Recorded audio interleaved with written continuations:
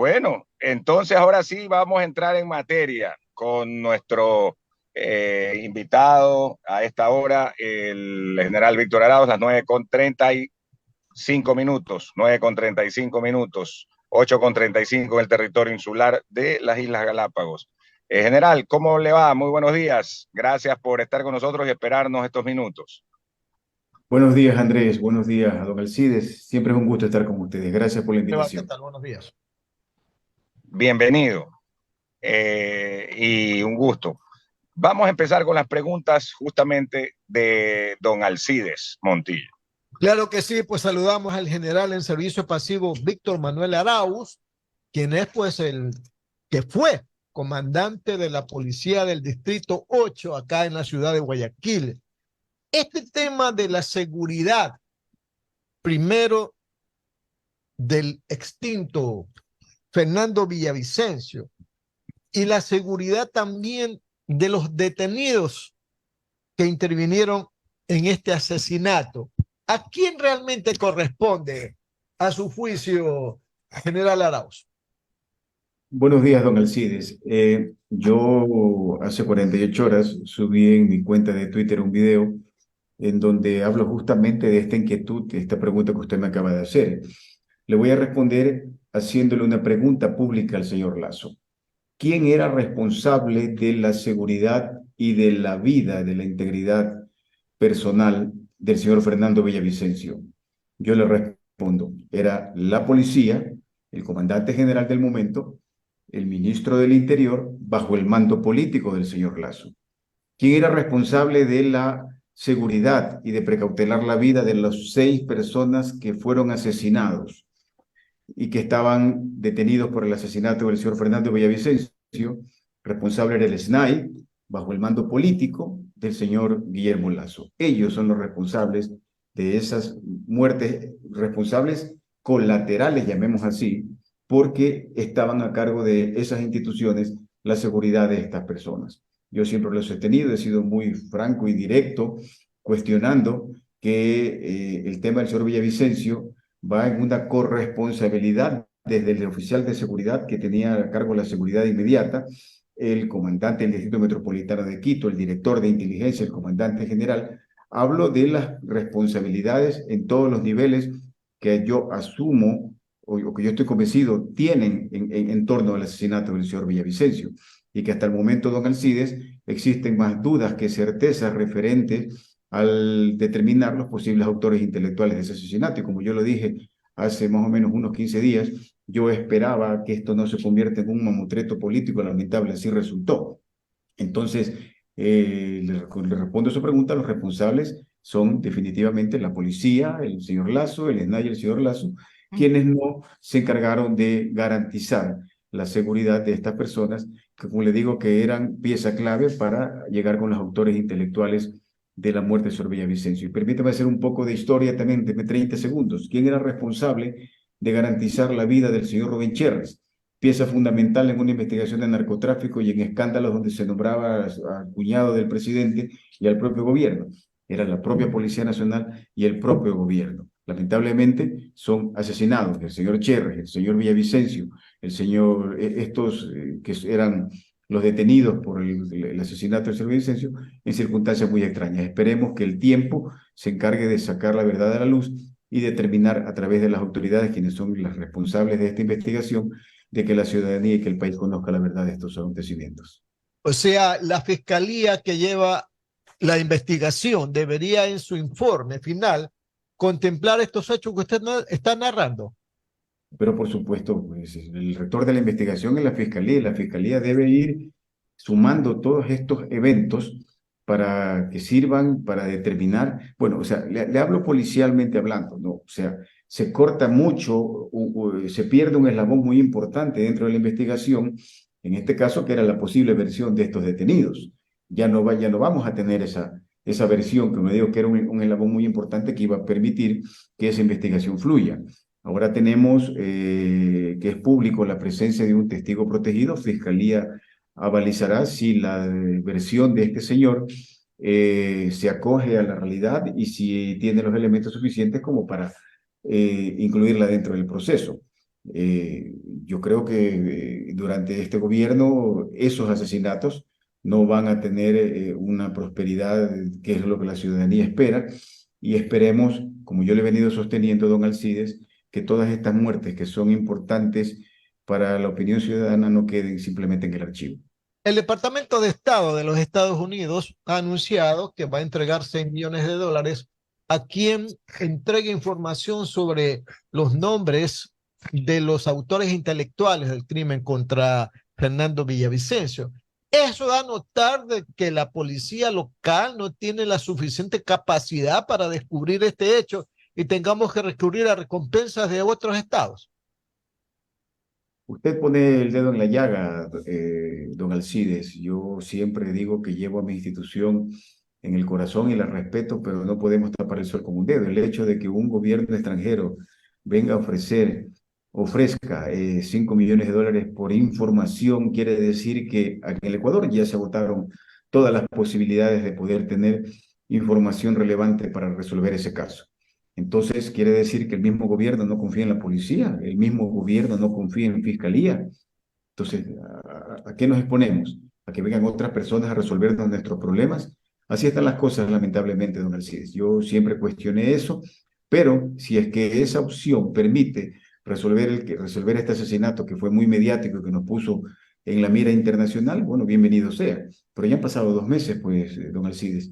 Ya han pasado 2 meses donde yo considero que el gobierno americano y el FBI tienen los medios tecnológicos y la capacidad y la experiencia suficiente como para poder aportar algo que hasta el momento no hemos tenido ninguna respuesta. Como digo, lamentablemente ese asesinato también se politizó, también se lo manoseó para beneficios o perjuicios de X persona, y que así se lo está manejando, pues lamentablemente en estos momentos de un auge político que creo que al país nos tiene todo interesados. 9 de la mañana, 42 minutos, Radio Atalaya y su programa de opinión política, Punto de Vista. Estamos dialogando con el general en servicio pasivo Víctor Arauz, excomandante del Distrito 8 de la Policía Nacional. Las preguntas con nuestro compañero Juan Carlos Sánchez Arosemena. Gracias. General, en la misma línea de la última pregunta que le hizo Alcides y que usted contestó, ¿qué se puede pensar de quién está realmente atrás de este asesinato de el candidato Villavicencio, ¿no? Cuando un gobierno extranjero como Estados Unidos ofrece 5 millones de dólares por recompensa para quien dé información, y por otro lado aparecen luego los cadáveres de 6 reclusos en la penitenciaría, ¿no? Es decir, atrás de esto hay realmente un pez gordo, pues, general Arauz. Sí, se entrecortó al inicio su pregunta, pero voy a tratar de responder su inquietud. Indiscutiblemente, indiscutiblemente que hay intereses, pues, Juan Carlos, intereses de personas de poder, ¿no? Tal, Claro, tal parece, Juan Carlos, que, como yo le digo, con mucho poder, definitivamente, económico, político, o algún pariente cercano a alguien con mucho poder económico y político, no le interesaba, pues, Juan Carlos, que estas personas declaren, y así no poder contrarrestar alguna historia que yo creo que en este momento está bastante forzada y bastante forjada, y que permita tener indicios claros de qué fue lo que sucedió con el señor Villavicencio. Yo una pregunta, yo soy, como digo, responsable de mis opiniones, y permítame expresarlas.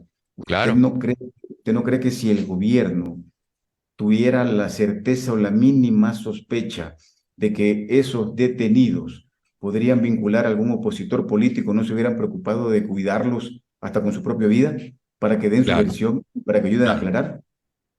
Permítame responderle a su pregunta con esta interrogante, don Juan Carlos. Muchas gracias. claro, seguro que sí.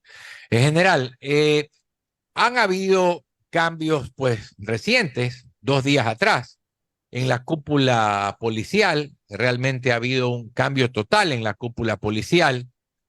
¿Cómo debe uno entender estos cambios? Es que ciertamente a raíz de esto que ocurrió hay una desconfianza total en el accionar de esta cúpula policial, ¿Por qué se procede de esta manera? ¿O es que realmente se está queriendo direccionar la atención hacia otro lado y no realmente poner la atención en donde debe de estar? Quizás, es decir, no sé, pero me quedan estas inquietudes, general. Ya. Los cambios en la policía son una potestad, en este caso, del gobierno. Yo Claro. voy a responder sus preguntas con dos aristas. La primera, el cambio, la salida del señor general Salinas y el nombramiento del señor general Zapata es una potestad del gobierno y lo Ujú. hizo con parámetros legales y normales. ¿A qué me Ya. refiero? Salinas, obviamente, no pudo sostenerse más. Creo que él tenía a sus espaldas algunos escándalos dentro de la institución que fueron permitidos por él, ¿no? Que fueron permitidos por él, porque lamentablemente permitió que la policía se politice de una forma en donde lo que tenía que él era callarse y mantenerse en su cargo, que fue lo único que le interesó. Pero la salida de él implica que la próxima terna era de los tres siguientes, que era el general Íñiguez, el general Olivo y el general Luna. Se designó al general Íñiguez y la próxima terna quedó pues general Olivo, Luna y Zapata y fue designado el último de esa terna. Esa es una potestad legal de todo el presidente. Entonces, si en este caso lo hizo bajo los parámetros legales, bajo la potestad que tiene el gobierno. Ahora, personalmente yo creo que era saludable y ya justo y necesario una oxigenación en el mando policial, porque Mm. tanto este mando, esta cúpula, que en su momento fue parte el general Ponce y el general Vargas, compañeros de promoción del general Salinas, fueron quienes llevaron a la debacle de la institución, ¿sí? De la mano, bajo un silencio cómplice, en este caso del ministro Zapata, que quien también debió haber salido del ministerio porque quedó debiendo definitivamente a la propia institución y a la ciudadanía. Entonces yo creo que este cambio es saludable y está en este momento en las insignias y en los hombros del general Zapata recuperar la moral, recuperar la autoestima, en este caso de la policía, que lamentablemente fue echada a menos y que eso va a permitir que la institución cumpla de mejor manera su trabajo. Queda poco tiempo. El general Zapata tiene un gran reto de hacer las cosas bien, como para que el próximo gobierno considere su ratificación, o simple y sencillamente, pues, otra opción es que el próximo gobierno nombre a algún comandante general de su confianza, sea quien llegue a Carondelet. Mm. General Víctor Arauz, muy buenos días. Noemí Ceballos le saluda. Hablando justamente del nuevo gobierno, el domingo tenemos elecciones y va a haber un gobierno de 1 año y medio aproximadamente.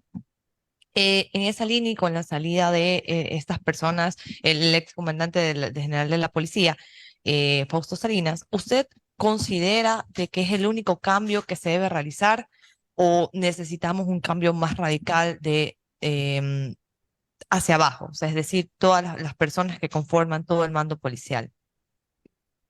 Bueno, yo lo he sostenido muy frontalmente.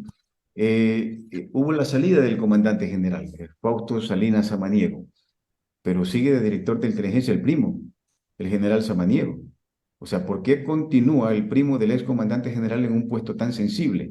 Saque usted sus conclusiones, señorita periodista. ¿Me recuerda su nombre, por favor? Noemí. Noemí, saque usted sus conclusiones, Noemí. Hay un tema justamente que es importante. Sigue dentro del mando policial el general Marcelo Noguera, que es el esposo de la ex comandante de la señora Varela. Saque usted sus conclusiones. Entonces yo sí creo que la policía necesita una reestructuración justamente de todas estas personas que en su momento fueron parte de una cúpula, de un mando de los 2 años anteriores atrás, que lamentablemente han llevado pues a la policía en una situación que nunca antes ha estado. Entonces yo sí creo que quien llegue a la nueva la nueva primera autoridad del país sí debe considerar, no quiero decir que el general Zapata deba salir o continuar, pero sí analizar otra serie de servidores policiales, otra serie de generales o de coroneles o en todos los mandos que continúan en la institución, que lamentablemente fueron parte de una estructura de un lado oscuro de poder que llevaron a esta situación tan compleja a la institución. Pero yo estoy seguro, como siempre lo he sostenido, la institución es una institución noble que con un nuevo liderazgo seguramente va a recuperar ese lugar de respeto y de consideración de la ciudadanía. Claro, porque más allá de que se remuevan, digamos, el mando principal, si dentro de la estructura sigue habiendo personas que no guardan, digamos, independencia, pudiera seguir ocurriendo lo mismo, ¿no? Entonces, el nuevo gobierno debería analizar, realizar un cambio radical, porque definitivamente la policía, pues bueno, no está mejor. Ahora, hablamos de estos casos que han sido emblemáticos, como es el de Fernando Villavicencio. También recordamos que hubo el asesinato el alcalde de Manta, de Agustín Entrego, en su debido momento. Un tema también que no se ha esclarecido, no solamente el de Fernando Villavicencio, que ya han pasado 60 días. Tenemos un tema también de seguridad ciudadana. ¿Qué rol juega la policía en cuanto al nivel de seguridad y el plan que debería de tener el próximo gobierno para mitigar esta sensación de inseguridad que tenemos todos los ciudadanos? Todas las instituciones del Estado son importantes, pero permítame decirle que yo considero que la policía, en lo que respecta a la seguridad ciudadana, es la única y la más importante y bajo quien cae toda la responsabilidad. Y que en este momento es de lo que padecemos todos los ecuatorianos. Una crisis de seguridad terrible que, como digo, recae sobre la responsabilidad de la Policía Nacional. Usted tocó un tema referente al asesinato del señor Villavicencio. Entonces, eso es el tema mediático del momento, y que, como digo yo, en su momento fue manoseado y se lo utiliza políticamente. Pero regáleme un minuto para hablar sobre este tema. O sea, así como se pagó 5 millones de recompensa por esa información, ¿por qué también el gobierno americano no paga 5 millones justamente para usted, lo que usted acaba de indicar, resolver el caso, en este caso, del exalcalde Intriago? ¿Por qué no se paga 5 millones de dólares para esclarecer el asesinato de Rubén Cherres? ¿Sí? Correcto. Entonces, ahí son situaciones que por qué se direccionan de una forma sí y por qué de otra no. La Policía Nacional, en este caso, es la responsable de garantizar la seguridad y el orden público y es quien tiene en este caso, todo el compromiso con la ciudadanía. Usted hablaba de que llega un nuevo gobierno debe aprovechar, por más corto que sea el tiempo de su mandato, debe aprovechar para tomar medidas extremas, inmediatas y urgentes en el tema seguridad, que creo que es lo que la ciudadanía le exige. Entonces, el general Zapata, con el nuevo presidente o la nueva presidenta, debe tomar medidas extremas y urgentes, que le hemos conversado ya muchas veces aquí en algunas oportunidades que ustedes me han dado, el tema del sistema penitenciario, el tema del ingreso de la droga al país, el tema de las leyes, el tema de la logística, de los recursos a la Policía Nacional, el tema de escáneres en los puertos y aeropuertos para evitar la salida de la droga. Son 4 o 5 puntos puntuales que si yo creo que el nuevo gobierno, posesionado con todo el poder que tiene un gobierno recién posesionado, si toma esas medidas, podrían incluso servirle para carta de presentación, llamemos así, ante las aspiraciones que podrían haber en año y medio en el 2025. Claro, de acuerdo. Sobre todo el tema de los escáneres, un tema que viene dilatado, debe haberse implementado ya hace creo que más de un año, si no estoy equivocada, y sigue sin instalarse porque el que tenía que hacer la inversión era el puerto, es decir, el gestor privado, y todavía creo que sigue en disputa cómo se van a administrar las imágenes de esos escáneres bajo el control de quién va a estar, si de la policía, del ente privado, y etcétera. Y es algo que aún no está en funcionamiento y que es un componente importante para limitar el tráfico de drogas, que es una situación que está inmersa en nuestra realidad, en nuestro Creo país. que, sí, yo creo que este tema se enredó más que por el sector privado, por el gobierno. Usted lo dijo, ¿no es cierto? ¿Quién maneja los escáneres? ¿Quién va a manejar la información? ¿Bajo quién va a caer la responsabilidad? El sector privado le interesa, pues. ¿No ve que le afecta considerablemente a sus Por exportaciones supuesto. que estén contaminadas? Entonces, el primer interesado es el sector privado de poner esos escáneres. Quien ha generado no el problema, quien ha puesto trabas, ¿a cuenta de qué? Intereses personales, no lo sé, ha sido el propio gobierno, pero son 14 meses los que vienen ofreciendo la colocación de los escáneres y lamentablemente no lo han hecho. Saquemos nuestras propias conclusiones, Noemí. Muchísimas gracias, general. Sí, las 9 de la mañana con 54 minutos. A ver, vamos a confirmar con 55 minutos. 4. Con 54, ¿no? Tengo aquí Sí, 54. sí, sí, tienes razón. Porque el de allá arriba tiene 55 en este momento. Ah, ya sé, sí. Es que el de acá arriba siempre anda adelantado, Sí. nuestro reloj de la radio. Pero bueno, una consulta a propósito de esos escáneres que mencionaba Noemí, general. Me decían ayer, por ejemplo, que en algunos países, como en España, los vehículos de policía cargan escáneres, claro, de otro tamaño, ¿no? Y pasan los escáneres directamente cuando quieren chequear maletas, bolsos y una serie de cosas en el trabajo móvil que hacen, o cuando están en los famosos checkpoints para diferentes actividades públicas y también para parar gente, porque ahí es donde se pueden esconder muchas cosas y que se trata de una decisión política no solamente para los puertos, sino que también podrían poner escáneres a la entrada de las cárceles, pues ¿no le parece, general Arauz? Bueno, el tema de las cárceles ya es un tema, con todo respeto, Andrés, respondiendo a su pregunta, un tema trillado, pues tanto que se ha comentado y se ha cuestionado la falta de controles al ingreso de las cárceles, en donde en cada estado de excepción que declara el gobierno, que no ha servido para nada, que se han sido alrededor de 18 durante este gobierno, estamos hablando casi uno cada mes y medio, sale a la luz pública que encuentran en las cárceles droga, encuentran dinero, encuentran aparatos eléctricos. Entonces, la falencia está justamente en los filtros de control del ingreso a las cárceles. Entonces, el tema es sencillo, simplemente tomar la decisión y recurrir a una tecnología que permita controlar que en los centros penitenciarios no exista este tipo de ingreso de artículos prohibidos y que no les permita a los grupos delictivos seguir operando y ordenando desde las cárceles tráfico de droga, violencia, crímenes y asesinatos. Y vuelvo un poco atrás. El tema de los escáneres, si la memoria no me falla, y si me equivoco me disculpan, creo que son más de 20.000 contenedores al mes que salen por los puertos, Andrés, Noemí, don Alcides, y de los cuales, si la memoria no me falla, no se inspecciona ni el 5%. Y si se lo hace aleatoriamente. ¿Se da cuenta usted cuán vulnerables se vuelven las exportaciones del país y cuán vulnerables se vuelven los contenedores para ser contaminados?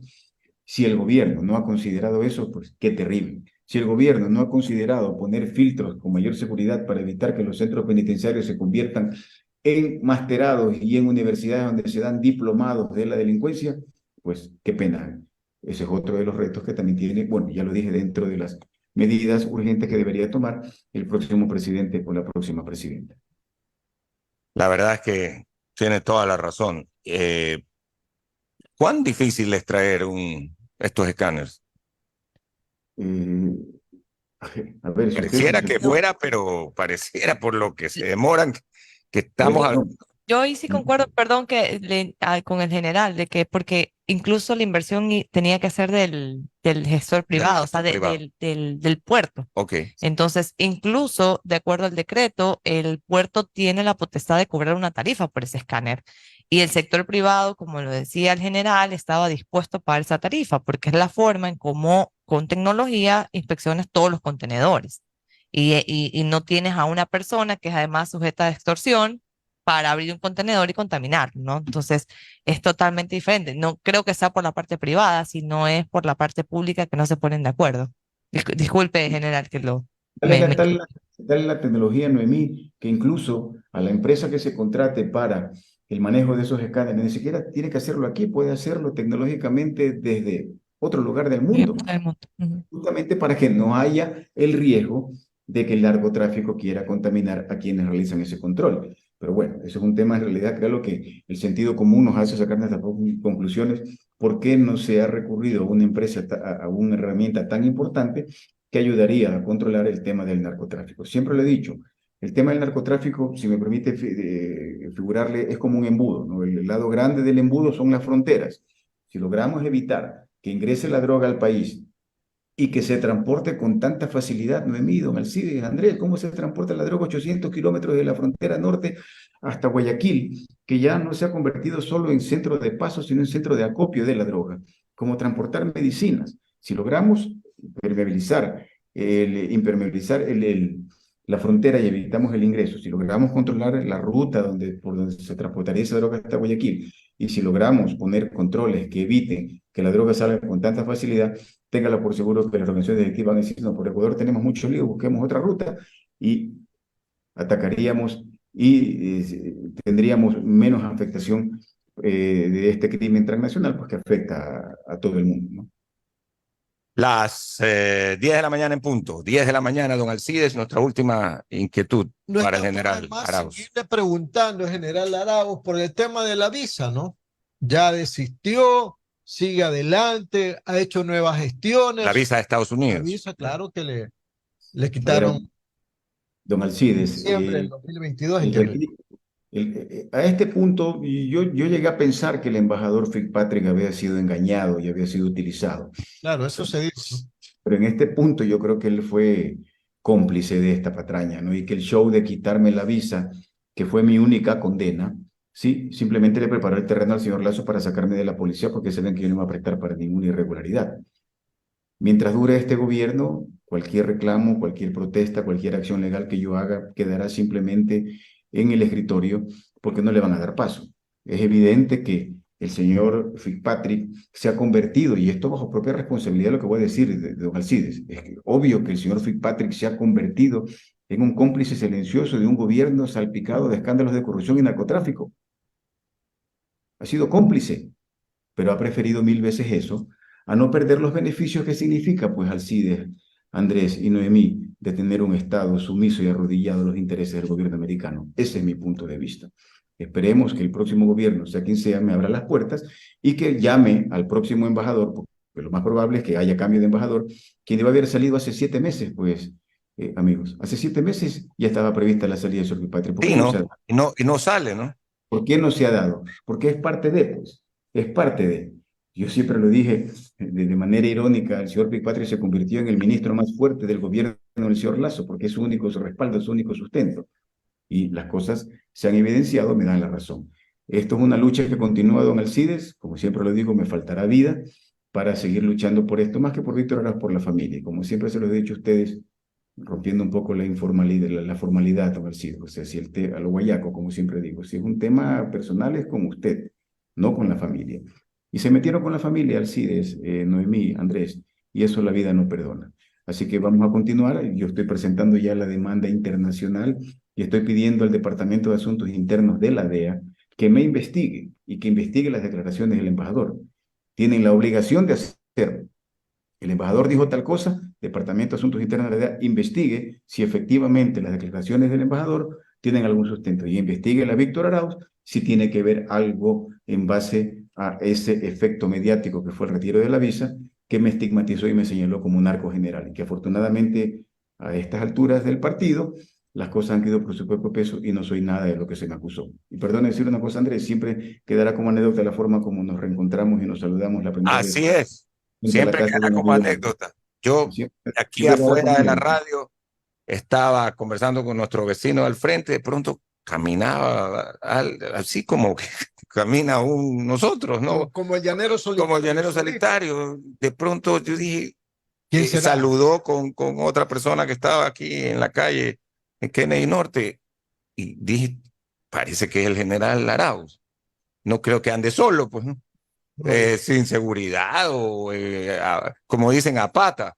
Venía caminando y como una persona, como somos nosotros, como un silvestre. Entonces comenzamos a conversar y él me decía, ¿se cree que si yo fuera un narcogeneral anduviera así como que totalmente libre por la calle, tranquilo con la conciencia, Andrés, como siempre lo he dicho, y gracias por hacer ese comentario. Para mí es muy importante. No, de nada, sí fue. En efecto, estaba Martín de la Torre también aquí ese día. Estábamos, y son cosas que se dan, ¿no? Así, coincidencias, como dicen, de verdad, o sea, de la vida, ¿no?